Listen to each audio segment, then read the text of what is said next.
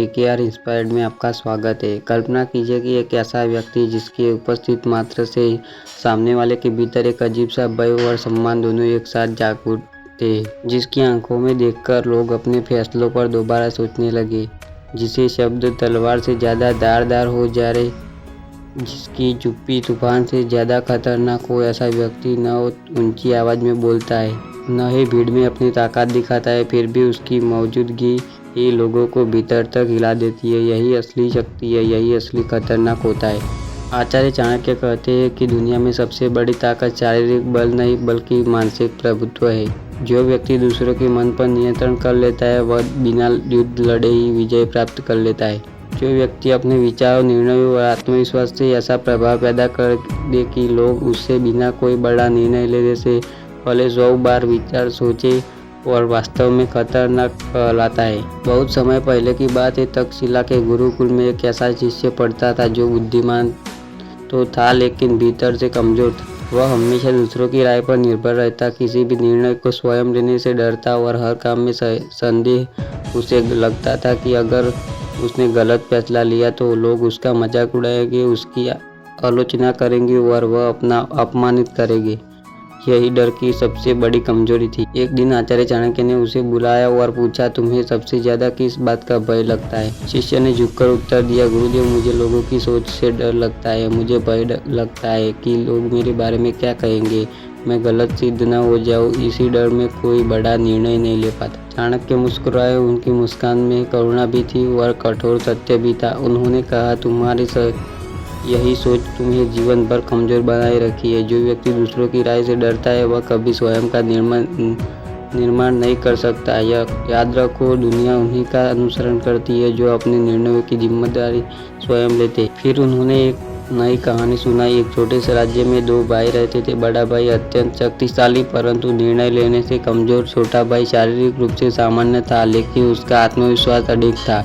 जब भी राज्य में कोई समस्या आती, बड़ा भाई मंत्रियों की राय जानता की प्रतिक्रिया और संभावित आलोचनाओं में उलझन जाता। वह दिनों तक सोचता रहा कि पर निर्णय नहीं ले पाता। वही छोटा भाई परिस्थिति को समझता, अपने विवेक की सोचता है और तुरंत स्पष्ट निर्णय लेता है। धीरे धीरे पूरे राज्य में छोटा भाई प्रसिद्ध हो गया। लोग उसके पास सलाह लेने आने लगे। बड़े भाई पास शक्ति नहीं थी, सेना नहीं थी, धन था, फिर भी लोग उसे निर्णयों पर भरोसा करते थे। छोटे भाई के पास न सेना थी न धन, फिर भी उसके शब्दों में ऐसी दृढ़ता थी कि लोग उसकी बात मानने को विवश हो जाते। चाणक्य ने शिष्य की ओर देखा और उन्हें कहा, तुम किसी तरह बनना चाहते हो?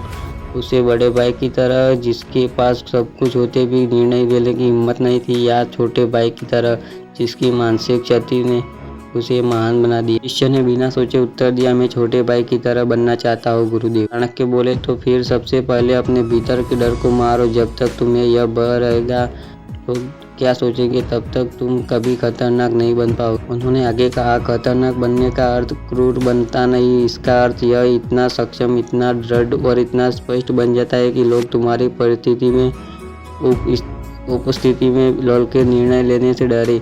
जब लोग जान जाए कि तुम्हारा डर निर्णय गहराई से जो सोचा हुआ है, दूरदृष्टि से भरा हुआ है और परिणाम की पूरी जिम्मेदारी लेने वाला है, तब वे स्वयं तुम्हारे कोई बड़ा कदम उठाने से पहले रुकेंगे। उस शिष्य के जीवन में यह बात गहरे से उतारी गई। उसने निश्चय किया कि अब वह हर दिन स्वयं को मानसिक रूप से मजबूत बनाएगा। पहला नियम उसने सब यह बनाया कि वह दूसरों की राय सुनेगा लेकिन अंतिम निर्णय स्वयं लेगा। उसने महसूस किया कि अधिक तक लोग सलाह नहीं देते बल्कि अपनी सीमाओं का बोझ हमारे कंधों पर डालते। कोई तुम्हें कहता है कि यह मत करो, यह मुश्किल है, तो वास्तव में वह अपनी असफलता का डर है भीतर बोने का प्रयास कर। दूसरा नियम उसने यह बनाया कि वह किसी भी परिस्थिति में घबराए नहीं। उसने ये सीखा कि संकट के समय शांत रहना ही असली वीरता है। जब चारों ओर अफरा तफरी मची हो तब व्यक्ति स्थिर रहता है, वही सबसे बड़ा खतरनाक होता है क्योंकि उसका मस्तिष्क स्पष्ट सोच पाता है। तीसरा नियम था स्वयं पर पूर्ण विश्वास। उसने यह समझा कि अगर खुद पर भरोसा नहीं होगा तो दुनिया क्या उस पर भरोसा करेगी। समय बीतने लगा। वह शिष्य अब पहले जैसा नहीं रहा। उसके निर्णय स्पष्ट, तेज और दृढ़ होते गए। धीरे धीरे लोग उसकी ओर देखने लगे। पहले जो लोग उसकी उपेक्षा करते थे अब उसकी राय जानने के लिए आतुर रहते हैं। एक दिन गुरुकुल में एक गंभीर समस्या उत्पन्न हुई। आसपास के राज्यों से व्यापार बंद होने गया, जिससे अन्न की कमी होने लगी। सभी गुरु और शिष्य चिंतित थे। कई उपाय सुझाए लगे, लेकिन कोई भी व्यवहारिक नहीं लग रहा था। चाणक्य ने सबकी ओर देखा, फिर उस शिष्य की ओर दृष्टि डाली और कहा, तुम क्या सोचते हो? पहले जो शिष्य बोलने से डरता था, आज वह पूरे आत्मविश्वास से खड़ा हुआ और बोला, गुरुदेव, में हमें पड़ोसी जनजातियों से सीधे संपर्क करना चाहिए। उन्हें उचित मूल्य और सुरक्षा का आश्वासन देकर व्यापार का नया मार्ग खोलना चाहिए। साथ नहीं, हमें अपना भंडार का उपयोग सोच समझकर करना होगा, ताकि अवश्य अपव्यय न हो। सभा में सन्नाटा छा गया। कुछ पल बाद सभी को यह योजना अत्यंत व्यावहारिक लगी। उसी क्षण लोगों को एहसास हुआ कि यह वही शिष्य है जो पहले निर्णय लेने से डरता है। चाणक्य ने मुस्कुराकर कहा, आज तुमने पहला कदम रख दिया। उस मार्ग पर जहाँ से लोग तुम्हारे बिना निर्णय लेने से डरेंगे। उन्होंने आगे कहा, याद रखो, खतरनाक बनने के लिए 3 चीज़ें अनिवार्य है: स्पष्ट सोच, दृढ़ आत्मविश्वास और परिणाम की जिम्मेदारी लेने का साहस। उन्होंने एक दृढ़ और गूढ़ रहस्य बताया।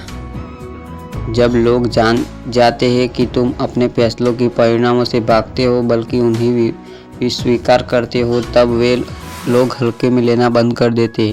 धीरे धीरे वह शिष्य पूरे तक्षशिला में प्रसिद्ध हो गया। लोग उससे देखकर सतर्क हो जाते। उसकी उपस्थिति में कोई झूठ बोलने का साहस नहीं करता, कोई अधूरा काम नहीं करता, क्योंकि सब जानते थे कि वह केवल शब्दों से नहीं, कर्मों से न्याय करता है। चाणक्य कहते हैं, जो व्यक्ति अपने चरित्र को इतना मजबूत बना ले कि उसकी चुप्पी और लोगों के सोचने पर मजबूर कर दे, वही वास्तव में शक्तिशाली। इस संसार में अधिकांश लोग शोर मचाते हैं, धमकी देते हैं, दिखावा करते हैं, लेकिन जो सच्चे अर्थों में खतरनाक होते हैं, वे शांत रहते हैं। उनकी आंखों में स्पष्टता होती है, उनके शब्दों में सटीकता होती है और उनके निर्णयों में अडिगता होती है। उस शिष्य ने यह भी सीखा कि खतरनाक बनने के लिए आक्रामक होना आवश्यक नहीं, बल्कि शांत, संयमित और संतुलित रहकर भी व्यक्ति अत्यंत प्रभावशाली बन सकता है। वह प्रतिदिन स्वयं से प्रश्न करता, क्या मेरा आज का निर्णय मेरे कल को मजबूत बनाएगा? क्या मैं डर के कारण पीछे हट रहा हूँ या विवेक के कारण?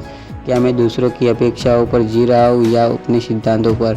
इन प्रश्नों ने भीतर से बदल दिया। धीरे धीरे उसकी चाल, उसकी दृष्टि, उसका बोलने का तरीका, सब कुछ बदल गया। लोग उसकी आंखों में देखकर ही समझ जाते कि यह व्यक्ति हल्के में लेने योग्य नहीं है। चाणक्य कहते हैं, तुम जब स्वयं को इतना मूल्यवान बना लेते हो कि तुम्हारी उपस्थिति से वातावरण बदल जाए, तब समझो तुम सही मार्ग पर। और यही था उस शिष्य का परिवर्तन, डर से आत्मविश्वास तक, संकोच में स्पष्टता तक और कमजोरी से खतरनाक बनने तक का सब। यही वह मार्ग है जिस पर चलकर कोई भी साधारण व्यक्ति असाधारण बन सकता है। समय बीतता गया। वह शिष्य अब केवल निर्णय लेने वाला नहीं रहा, बल्कि परिस्थितियों को पहले से भांप लेने वाला बन गया। जहाँ दूसरे लोग समस्याओं आते देखते, वहाँ जिनके जन्म लेने से पहले ही उसका अंत हो चुका होता है। यही व्यवस्था का स्तर था जिसे आचार्य चाणक्य रणनीति चेतना कहते थे। चाणक्य कहते, जो व्यक्ति केवल वर्तमान देखकर निर्णय लेता है वह साधारण होता है, लेकिन जो व्यक्ति भविष्य की परछाई वर्तमान में ही देख ले वही खतरनाक बनता है। एक दिन चाणक्य ने उनके शिष्य को आधी रात में जगाया। बाहर में घोर अंधार था, आकाश में बादल छाए हुए थे और तेज हवा चल रही थी। शिष्य घबराया हुआ पहुंचा के बोले, आज तुम्हारी परीक्षा है। वे उसे गुरुकुल में बाहर एक ऊंचे टीले पर ले गए। चारों ओर सन्नाटा था, केवल हवाओं और आवाजों का, पेड़ों की सरसराहट। चाणक्य ने कहा, इस अंधकार में तुम्हें क्या दिखाई देता है? शिष्य बोला, गुरुदेव, कुछ भी स्पष्ट नहीं। चाणक्य मुस्कुराए, यही सामान्य मनुष्य की समस्या है। जब जीवन में अंधकार आता है तब उसे कुछ नहीं सूझता। वह डरता है, रुक जाता है, भ्रमित हो जाता है। फिर उन्होंने जमीन पर एक छोटी सी मशाल रखी और उसे जलाया। हल्की सी रोशनी चारों ओर फैल गई। अब क्या दिख रहा है? थोड़ा सा रास्ता दिख रहा है गुरुदेव। यही खतरनाक बनने की शुरुआत है। पूरे भविष्य को देखने की कोशिश मत करो, बस अगला सही कदम देख पाओ, यही पर्याप्त है। फिर उन्होंने कहा, इसलिए पैदा होते ही क्योंकि हम पूरे परिणाम को एक साथ देखना चाहते हैं। जब तुम केवल अगले दिन कदम पर ध्यान केंद्रित करते हो तो डर टूटने लगता है। उस रात शिष्य को जीवन का सबसे बड़ा सबक मिला। उसने समझा कि साहस का अर्थ यह नहीं कि डर नहीं लगता, बल्कि डर के बावजूद सही कदम उठाया जाए। धीरे धीरे वह शिष्य भीतर से इतना मजबूत हो गया कि कठिन परिस्थिति के भी उसका मन स्थिर रहता। एक बार तक्षशिला में राजनीतिक संकट उपद्रव हुआ। पड़ोसी राज्य ने गुप्त रूप से षड्यंत्र रचना शुरू कर दिया। उनके दूत गुरुकुल में आ जा रहे थे। भीतर कई लोग बिक चुके थे। वातावरण में अविश्वास फैलने लगा। अधिकांश गुरु क्रोधित थे, कुछ भयभीत, कुछ भ्रमित। चाणक्य शांत से उन्होंने अपने शिष्य को बुलाया और पूछा, अगर युद्ध हो जाए तो जीत किसकी होगी? शिष्य ने उत्तर दिया, जिसकी रणनीति बेहतर होगी। चाणक्य बोले, और रणनीति किसकी बेहतर होती है? जिसका मन सबसे शांत हो। चाणक्य ने संतोष से सिर हिलाया। उन्होंने कहा, आज तुम्हें सिखाऊंगा कि बिना तलवार उठाए शत्रु को कैसे परास्त किया जाता है। उन्होंने शिष्य को आदेश दिया कि वह 3 दिनों तक केवल लोगों के व्यवहार पर ध्यान दे। कौन किसके बात करता है, कौन चुप रहता है, कौन घबराया हुआ है, कौन अति आत्मविश्वासी है। शिष्य ने ध्यान से सब देखना शुरू किया। उसे जल्दी ही समझ में आ गया कि कुछ चेहरे नकली मुस्कान के पीछे बह रहा है, कुछ अत्यधिक बोलकर अपनी बेचैनी छुपा रहा है। तीसरे दिन उसे चाणक्य ने कहा, गुरुदेव, असली षड्यंत्री वही है जो जरूरत से ज्यादा सामान्य दिखने की कोशिश कर रहा है। चाणक्य मुस्कुराए, तुम सीख रहे। उन्होंने कहा, खतरनाक बनने के लिए लोगों को पढ़ना सीखो, शब्दों से नहीं, व्यवहार से, क्योंकि शब्द झूठ बोल सकते हैं लेकिन शरीर और मन नहीं। उसके बाद उन्होंने एक चाल चली। उन्होंने गुरुकुल में यह अफवाह फैला दी कि शत्रु राज्य के गुप्त दस्तावेज चोरी हो चुके। बस इतना ही। कुछ ही घंटों में कई चेहरे बदल गए। कुछ घबरा गए, कुछ अचानक शांत हो गए, कुछ अचानक बाहर जाने की तैयारी करने लगे। किसी से असली गद्दार सामने आ गए। शिष्य चकित था। चाणक्य बोले, खतरनाक व्यक्ति वही होता है जो बिना शोर मचाए खिलना को नियंत्रित कर लेता है। उस दिन शिष्य ने जाना कि असली शक्ति मांसपेशियों में नहीं, मस्तिष्क में होती है। इसके बाद चाणक्य ने उसे आत्मसंयम की शिक्षा दी।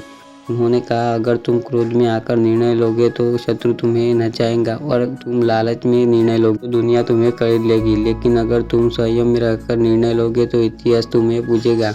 उन्होंने एक साधना दी, हर दिन सूर्योदय से पहले उठकर मौन बैठना, अपने विचारों को देखना, अपने क्रोध, भय, लोभ और अहंकार को पहचानना। शुरुआत में यह कठिन था, भटकता मन, पुरानी आदतें की, लेकिन धीरे धीरे वह शिष्य अपने मन का स्वामी बन गया। अब परिस्थितियों से नहीं चलती थी, वह परिस्थितियों को चलाता था। लोग उसकी आंखों में देखकर असहज हो जाते। उन्हें लगता कि जैसे व्यक्ति उनके मन के भीतर झांक सकता है। चाणक्य ने कहा, जब तुम्हारी चेतना इतनी तीव्र हो जाए कि सामने वाला अपने विचारों से डरने लगे, तब समझो कि तुम खतरनाक बन चुके हो। एक बार एक अत्यंत घमंडी योद्धा गुरुकुल में आया। उसने चुनौती दी कि वह किसी से नहीं डरता। चाणक्य ने उस शिष्य को आगे भेजा। शिष्य शांत स्वभाव में उसके सामने खड़ा हुआ। कोई क्रोध नहीं, कोई घमंड नहीं, केवल स्थिर दृष्टि। कुछ क्षणों बाद वह योद्धा स्वयं असहज होने लगा। उसकी सांस तेज हो गई, पसीना आने लगा। अंत में उसने सिर झुका दिया। सभा स्तब्ध हो गई थी। चाणक्य बोले, देखा, बिना वार किए ही विजय। उन्होंने समझाया कि तुम्हारा आत्मविश्वास पूर्ण हो तो सामने वाला भीतर की कमजोरी महसूस करने लगता। शिष्य समझ गया कि असली खतरनाक बनना बाहर से नहीं, भीतर से शुरू होता है। अब वह स्वयं को रोज तराशता, कम बोलता, अधिक सुनता, गहराई से सोचता, और जब बोलता तो सटीक। धीरे धीरे उसकी ख्याति दूर दूर तक फैल गई। लोग उसके बिना कोई बड़ा निर्णय लेने से डरने लगे, क्योंकि वे जानते थे कि यह आधा अधूरा नहीं सोच। चाणक्य कहते, तुम्हारी सबसे बड़ी ताकत तुम्हारी प्रतिष्ठा होती है। अगर लोगों के मन में यह बैठ जाए कि तुम कभी गलती नहीं करते, तो आधी लड़ाइयाँ बिना लड़ी दी जाती है। शिष्य ने सही लक्ष्य बिना लिया यही छवि बनाना कि उसका हर निर्णय अंतिम लगे। वह जल्दबाजी नहीं करता, भावुक नहीं होता, डर में नहीं आता, और यही उसे खतरनाक बनाता चला गया। अब वह केवल शिष्य नहीं रहा, वह एक रणनीतिकार बन चुका था। लोग उसकी उपस्थिति में फुसफुसाकर बात करते, उसके सामने झूठ बोलने से बचते, उसकी अनुमति के बिना कदम उठाने से डरते। लेकिन वह कभी घमंडी नहीं था, क्योंकि चाणक्य ने उसे सिखाया था, घमंड बुद्धि को खा जाता है। उसने विनम्रता अपना कवच बनाया और मन को तलवार, और इसी मार्ग पर चलते हुए वह उस स्तर तक पहुंच गया जहाँ से वापस नहीं होती, कमजोरी की दुनिया से शक्ति की दुनिया में। समय अब उस शिष्य को साधारण मनुष्य की भीड़ से बहुत ऊपर उठा चुका था। वह केवल बुद्धिमान नहीं रहा, वह एक ऐसी इतना बन के चुका था जिसकी उपस्थिति मात्र से ही वातावरण बदल जाता। लोग उसके पास सलाह लेने आते थे, लेकिन उससे भी अधिक लोग उसके सामने निर्णय लेने से बचते, क्योंकि वे जानते थे कि यह व्यक्ति चीज़ों का उस गहराई से देखता है जो आज सामान्य मनुष्य की सोच पहुँच नहीं पाती। चाणक्य ने एक दिन उससे कहा, अब तुम उस चरण में प्रवेश कर चुके हो जहाँ तुम्हें दूसरों पर नहीं, स्वयं पर विजय पानी है, क्योंकि जो व्यक्ति स्वयं को जीत लेता है वह संसार को जीतने के योग्य बन जाता है। शिष्य ने प्रश्न किया, गुरुदेव क्या अभी कोई स्तर शेष? चाणक्य मुस्कुराए, सबसे खतरनाक स्तर अभी बाकी है, भावनाओं पर पूर्ण नियंत्रण। उन्होंने कहा, जब तक क्रोध तुम्हें मिला सकता है कोई भी तुम्हें नियंत्रित कर सकता है। जब तक प्रशंसा तुम्हें गर्व से भर देती है कोई तुम्हें अंधा बना सकता है। जब तक अपमान तुम्हें दुखी करता है कोई भी तुम्हें तोड़ सकता है। लेकिन जिस दिन तुम प्रशंसा और अपमान दोनों से मुक्त हो जाओगे उस दिन तुम अजय बन जाओगे। उस दिन शिष्य ने एक कठोर साधना आरंभ की। वह स्वयं को जानबूझकर कठिन परिस्थितियों में डालता। जहाँ अपमान होता वहाँ मौन साधना, जहाँ प्रशंसा मिलती वहाँ विनम्र रहता, जहाँ क्रोध वहाँ गहरी सांस लेकर स्वयं को शांत करता। धीरे धीरे उसका मन लोहे की तरह कठोर और पानी की तरह शांत बनता चला गया। अब कोई भी परिस्थिति में उसे विचलित नहीं कर पाती। इस बीच एक अत्यंत गंभीर संकट उत्पन्न होता। पड़ोसी राज्यों ने मिलकर तक्षशिला पर आक्रमण किया, योजना बना ली थी। यह युद्ध केवल तलवारों का नहीं था, बल्कि यह बुद्धि का था। सभा बुलाई गई, सभी राजा ने सेनापति और मंत्री उपस्थित थे। वातावरण में भय स्पष्ट झलक रहा था। बहुत से लोग युद्ध के पक्ष में थे, कुछ लोग संधि की बात कर रहे थे, कुछ लोग पलायन का सुझाव दे रहे के चुप थे। अंत में उन्होंने शिष्य की ओर देखा और कहा, अब बोलो। सभा में सन्नाटा छा गया। वह शिष्य शांत भाव से खड़ा हुआ। उसकी दृष्टि ने न भय था न घमंड, केवल स्थिरता और गहराई। उसने कहा, अगर तुम युद्ध करके तो जीत संभव, लेकिन हानि बहुत बड़ी होगी। अगर हम सीधे करेंगे, संधि करेंगे तो आज बच जाएंगे पर कल गुलाम बनेंगे। अगर हम भागेंगे तो इतिहास में कायर रह कहेंगे। पूरी सभा उसकी ओर देख रही। उसने आगे कहा, लेकिन एक चौथा मार्ग भी है, ऐसा मार्ग जिसमें बिना युद्ध, बिना संधि और बिना पलायन की शत्रु को झुका जाए। सभी चौंक गए। उसने रणनीति समझाई। दुश्मन राज्यों के भीतर आर्थिक असंतुलन पैदा करना, उनकी आपसी ईर्ष्याओं को भड़कना, उनके गुप्त समझौता और उजागर करने का और उनके भीतर अविश्वास बीज बोना। जब उनका संग भीतर से टूट जाएगा तब वे स्वयं ही पीछे हट जाए। आवाज स्तंभ थी। चाणक्य की आंखों में संतोष की चमक थी। योजना पर अमल हुआ। कुछ भी महीनों में शत्रु राज्यों का गठबंधन टूट गया। वे आपसे ही संघर्ष करने लगे। युद्ध बिना लड़े जीत गया। उस दिन पूरे तक्षशिला ने स्वीकार कर दिया कि अब व्यक्ति केवल शिष्य नहीं बल्कि भविष्य का मार्गदर्शन। लोग उसकी उपस्थिति में स्वयं को छोटा महसूस करने लगे। अब कोई बड़ा निर्णय उससे पूछे बिना नहीं लिया जा सकता, क्योंकि सब जानते थे कि इस व्यक्ति की सोच सामान्य नहीं है। चाणक्य ने उपदेश दिया, याद रखो, लोग तुम्हारी शक्ति से नहीं डरते, वे तुम्हारी स्पष्टता से डरते हैं। वे तुम्हारी स्थिरता से डरते हैं, वे तुम्हारी दूरदृष्टि से डरते हैं। उन्होंने कहा, जब लोग जानते हैं कि तुम भावनाओं से नहीं विवेक से निर्णय लेते हो तब वे तुम्हारे बिना कोई बड़ा कदम उठाने से पहले 100 बार सोचते। जब पूर्ण रूप से परिवर्तित हो चुका था। उसकी चाल धीमी लेकिन दृढ़ थी, उसकी दृष्टि शांत लेकिन गहरी थी, उसकी वाणी कम लेकिन प्रभावशाली थी। वह बिना बोले ही प्रभाव डाल देता। जहाँ वह खड़ा होता वह अनुसार स्वयं उत्पन्न हो जाता। जहाँ वह देखता वहाँ लोग अपने आप कर्मों की जांच करना लगते। वह न डरता था न धमकाता था, उसकी उपस्थिति ही पर्याप्त थी। चाणक्य ने कहा, यही खतरनाक बनने का अंतिम, जब तुम्हें किसी को डराना न पड़े, जब तुम्हें किसी को समझाना न पड़े, जब तुम्हें किसी शक्ति न देनी पड़े और फिर भी लोग तुम्हारे बिना निर्णय लेने से डरे। और यही अव्यवस्था है जहाँ मनुष्य साधारण में असाधारण बन जाता है। वह व्यक्तित्व इतना प्रबल हो जाता है कि लोग उसकी अनुमति को सम्मान समझने लगते। यही असली प्रभुत्व, यही है चाणक्य की खतरनाक बनने की कला।